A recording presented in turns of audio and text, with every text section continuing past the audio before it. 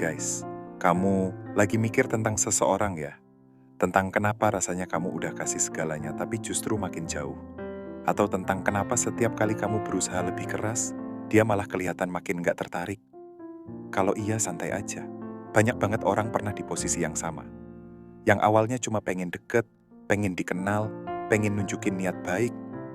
Tapi lama-lama malah berasa kayak kamu yang ngejar, dan dia yang jalan santai, seolah semua kendali ada di tangannya. Dan di titik itu, kamu mulai capek. Bukan cuma fisik, tapi capek secara batin. Kayak, apa aku kurang?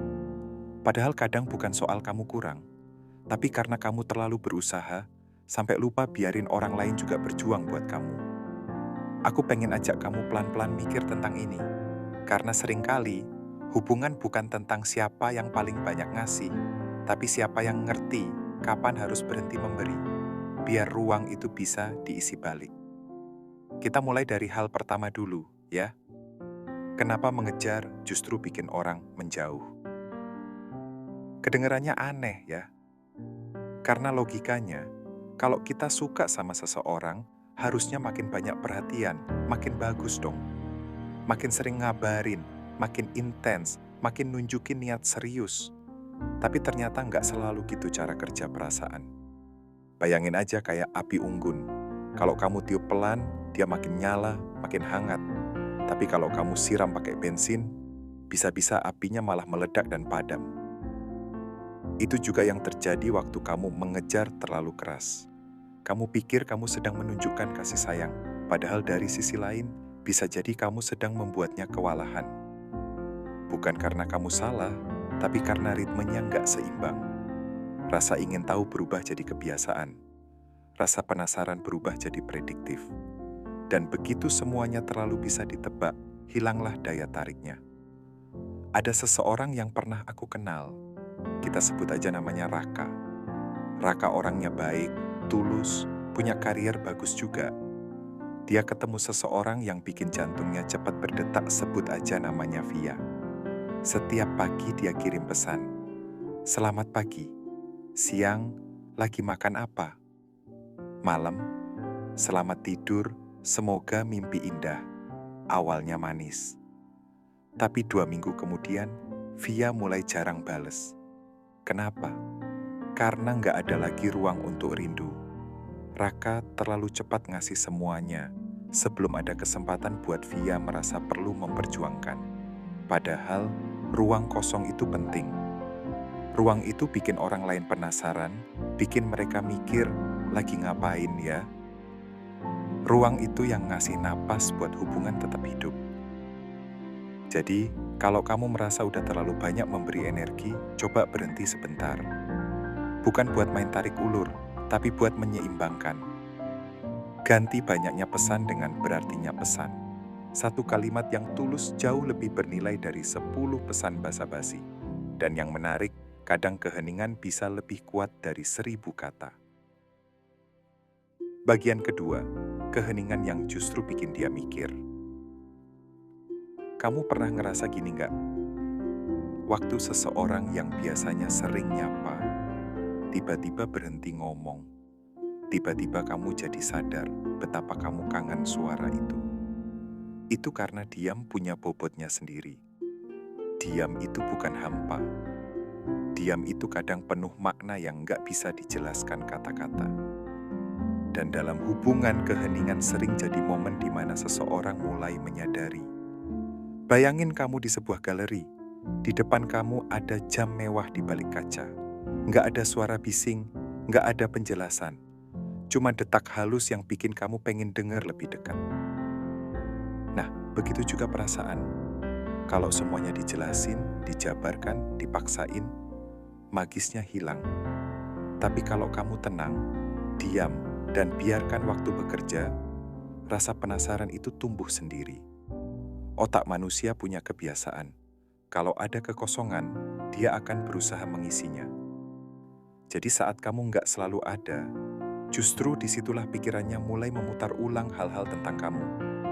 Dan tanpa sadar, kamu jadi bagian dari pikirannya, walau kamu nggak ngapa-ngapain. Tapi tentu aja, Diam di sini bukan berarti cuek atau manipulatif. Bukan soal ngilang biar dicari, tapi tentang bisa menahan diri, tentang nggak buru-buru menambal kekosongan dengan kata-kata yang belum perlu diucap. Kalau seseorang lambat bales, nggak harus langsung panik. Nggak perlu buru-buru ngirim pesan kedua, ketiga, keempat. Kadang yang kamu butuh cuma waktu untuk membiarkan energi itu balik sendiri. Karena kalau kamu tenang, aura kamu juga ikut berubah.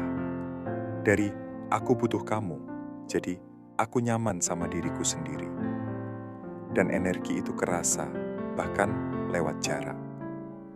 Sekarang masuk ke bagian ketiga. Tentang kenapa terlalu tersedia, justru bikin kamu dilupakan. Kedengerannya kejam ya, tapi jujur aja, manusia cenderung menghargai yang nggak mudah didapat. Sesuatu yang langka terasa lebih berharga, bukan karena isinya lebih baik, tapi karena nggak semua orang bisa punya itu setiap waktu. Kalau kamu selalu ada 24 jam, selalu siap, selalu iya, setiap kali dia minta waktu, lama-lama kamu kehilangan keunikanmu sendiri. Kamu bukan lagi seseorang yang istimewa, tapi cuma seseorang yang selalu siap. Dan rasa siap yang berlebihan itu, ironisnya, justru bikin kamu terlupakan. Bukan karena kamu nggak berarti, tapi karena kamu nggak lagi punya batas. Aku pernah dengar kisah seseorang, sebut aja Rian. Dia sayang banget sama pasangannya, sampai rela batalin semua rencana, bahkan waktu buat dirinya sendiri, cuma biar bisa ketemu.